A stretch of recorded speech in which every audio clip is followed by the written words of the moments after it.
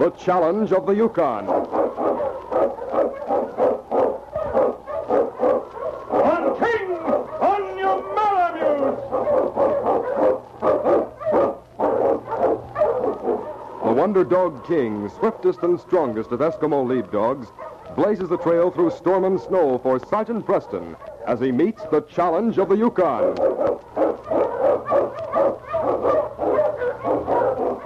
Sergeant Preston was typical of the small band of Northwest Mounted Police who preserved law and order in the new Northwest country, where the greed for wealth and power led to frequent violence and bloodshed.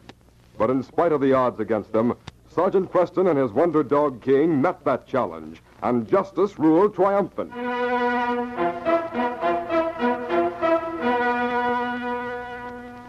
Though the ice still glazed the lake and snow covered everything, there were definite signs of approaching spring.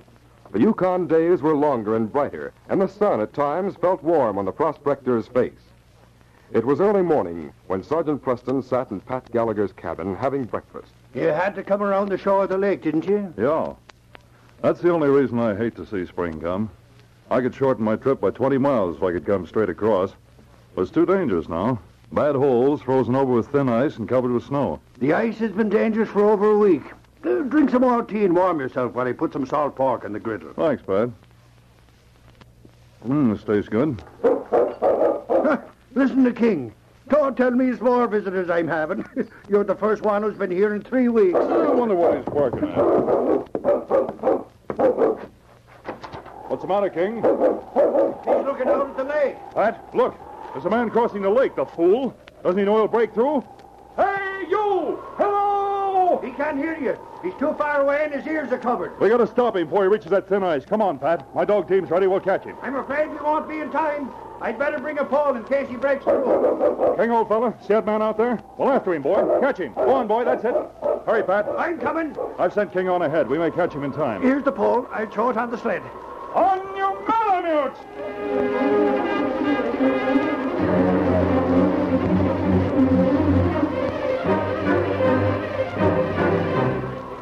The man had a long lead on Preston, but Preston's dog team was fast and King was faster. The great dog sped across the ice in huge leaps as he pursued the foolhardy stranger. Suddenly, a cry of horror broke from the lips of Preston and was echoed by Pat. There goes the ice. He's gone through. Poor Dibble. Say his preservers, he'll drown sure. Faster, you Malamutes. Faster. King will try and save him if we can only make it in time. With all them furs and claws, he won't have a chance. Unless King can hold him up some way. Faster, you Malamutes. Look, there goes King into the water after him. Pat, we've got to get there in time.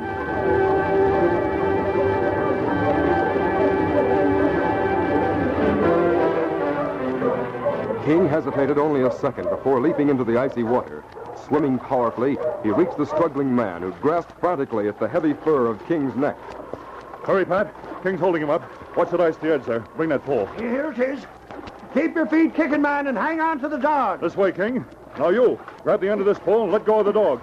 Pat, help me pull him in. Yeah. There now. Just a little more. Watch out, Pat. That ice is breaking at the edge. Over this way. I've got him. You get King. Here, King. Over this way. Here, boy. Now up. There you are, fella. Good boy.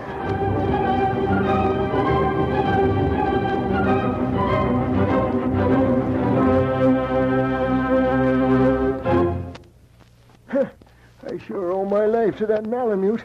Gosh, what an animal. I ain't never seen such a big fella. He held me up like nothing. My wet clothes would have pulled me down in a minute if it hadn't been for him. Well, why in thunder did you try to cross that lake this time of the year? Everybody knows how dangerous it is. I guess I ought to be grateful for being alive. Sergeant, what would you take for that dog? I guess maybe I should retire him for the rest of his life as a reward. You couldn't buy him for any kind of money. Anyway, being retired would be pure punishment to King. Gosh, I ought to do something for him. Say, hand me that dripping money belt, will you, partner? I know just the present I'm going to give him. Back in my claim, I found a nugget that looked just like a dog's head. You're going to fasten it on his collar, and it will take care of him in his old age. This money belt alone must almost sunk you. You sure struck it rich somewhere. You're right, partner. I was heading back to the States with more gold than you ever clapped your eyes on. Well, look here. Wait. Hey, some Somebody's robbed me. What's the matter? Lead slugs and bullets. There ain't any gold in there at all. All my dust and all my nuggets gone. Maybe you'd better tell me just what happened to you last night. Where did you stay? Well, when I hit town, the first person I seen was an old partner of mine, Jake Pierce. I hadn't seen him since I first come to the Yukon, almost 10 years ago. You weren't in very good company, Pete. That you weren't. Jake Pierce is the worst spalpeen that was ever born a woman. Well, I hadn't seen him for years, and anyway, I stayed at his cabin 2 days, and we celebrated my luck. Well, last night we had a final wind-up, and towards the end of the evening, a man come in. He looked like a Just the man we want to see, Muskie. It's my old partner, Pete Luscombe. Hi. Yeah, Muskie's been trapping around here for years, Pete. He can tell you just a trail to take out of here tomorrow. Have a drink, Muskie. I'd like a little information. I ain't familiar around these parts. Me, I trap all over country. Where do you go tomorrow? Well, I want to go to Land's End and catch a boat from there. You take trail south, cross Lake Tohatchee. That save you 20, 30 miles. Is the ice all right, Muskie? Me come cross with team this morning. All solid for a week more. Well, that's good news. That'll save me a day, maybe. Sure. Now you won't have to start so early. Now, come on, we'll fill them up again, and we'll drink to your rosy future, Pete. Well, I guess I should have gone to bed, but I had a couple of drinks more with them, and I couldn't do anything else, seeing as they was drinking to my future. Do you remember what happened after that? All of a sudden, I got so sleepy, I couldn't hold up my head. The murdering rats. They put something in your glass, they did. Jake put me to bed, I guess. I didn't know nothing till he woke me up this morning and joked about it. Do you know exactly how much you had in the money belt, Pete? Oh, it was many years' work. I had 5 pouches of dust alone, not counting the nuggets. My grandmother's ghost. And spending your time with riffraff like Jake and Muskie. Well, the trouble is, Pete, you have no proof they took your gold. Yeah, I guess you're right, Sergeant. It's only my word against theirs. Pete, I have an idea.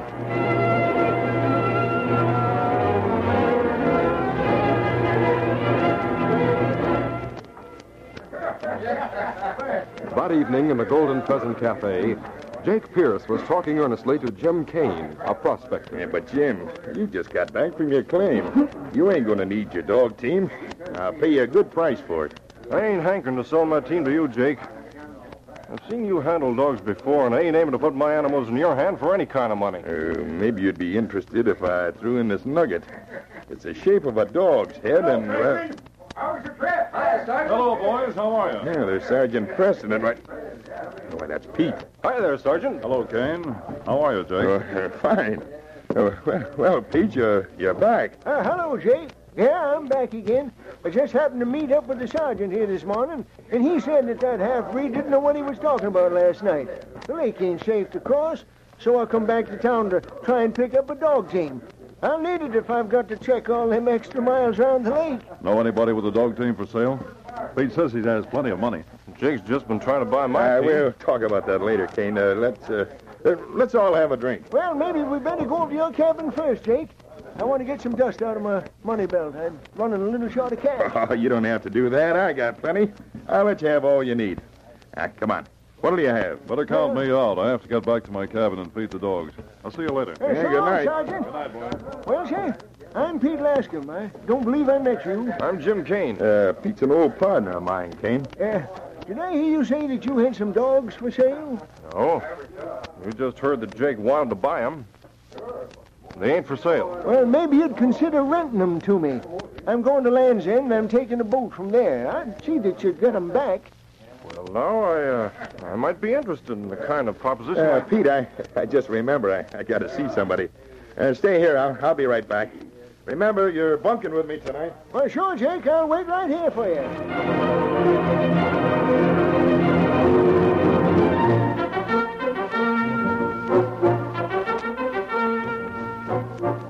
Jake rushed to his cabin at the edge of town. Muskie was strapping up the last pack containing Jake's belongings when he entered. You get dog team? No, Muskie, everything's off. I'll hide them packs. Something wrong? Pete's back.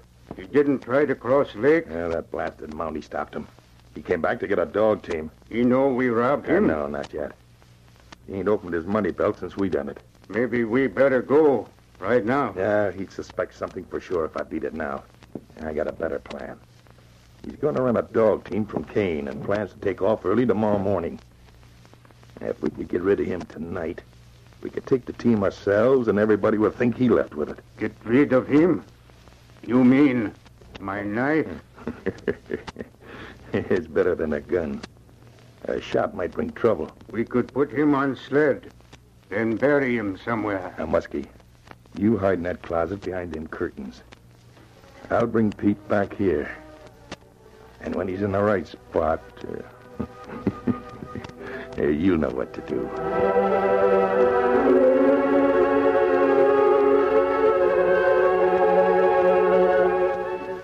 It wasn't long before Jake brought Pete back to the cabin with Kane's dog team. Pete was nervous. He knew something was about to happen. But he also knew that he was under the eye of Preston somewhere in the shadows. Preston, with King at his heels, drifted silently behind them, keeping out of sight. Hey, here we are. Go there. Oh. Yeah, don't worry about bedding down these critters, Pete. I'll tend to them later. Now you're all ready to take off early. Yeah, that was a good idea, bringing the dogs here tonight.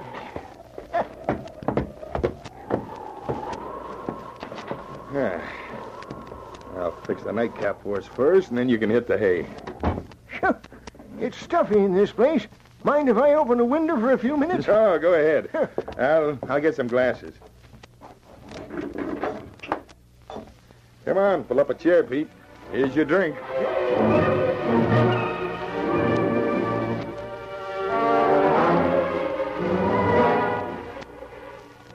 Quietly, Preston crept to the open window, his revolver drawn, and with King at his side. Pete sat with his back to the curtained closet. The oil lamp on the table cast weird shadows on the walls. Minutes dragged by, and Preston watched, every nerve tense. Suddenly his eyes were drawn to the curtains behind Pete. They were parting slowly, revealing Muskie with his knife drawn, creeping silently toward Pete. Jake was talking loudly to cover any sound Muskie might make. I'm glad you was able to talk Kane into wrecking you that team. It'll make the trip a lot easier. Holy Jupiter. What was that? Get those hands up, Jake. I've got you covered. Preston, that half-breed almost knifed me. Oh, my shoulder. You can't blame me for this, Preston. I didn't know Muskie was there. You could see him as plainly as I could. Keep those hands up. Take that gun away from him, Pete. The lamp! Get him, Preston! He's going out the front door! Let's get going, you hound. Come on, King. Missed him. King, after him, boy. Go get him.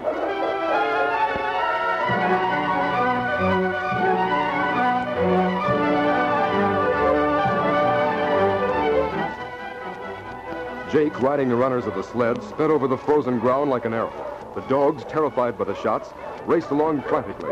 But King, Preston's huge Malamute, pursued them swiftly, covering the ground as silently as a shadow. Mush, faster.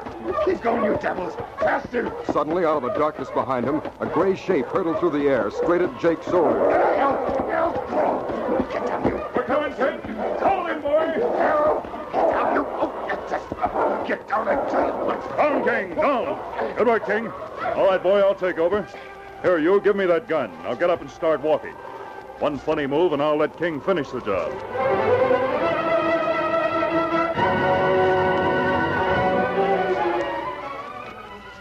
The next day, 3 people sat at the fire in Pat Gallagher's cabin on Lake Tohatchee. King, the great Malamute, rested his head contentedly on Preston's knee as Preston fastened his collar.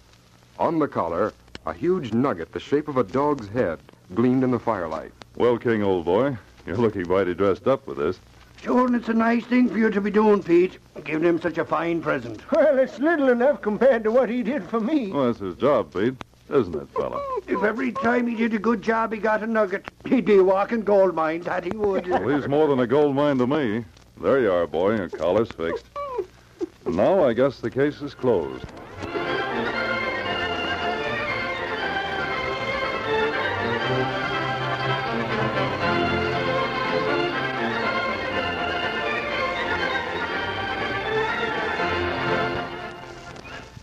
These copyrighted dramas originate in the studios of WXYZ Detroit. And all characters, names, places, and incidents used are fictitious. They are sent to you each week at the same time and reach you from our transcription studios. Hal Neal speaking. This is the Michigan Radio Network.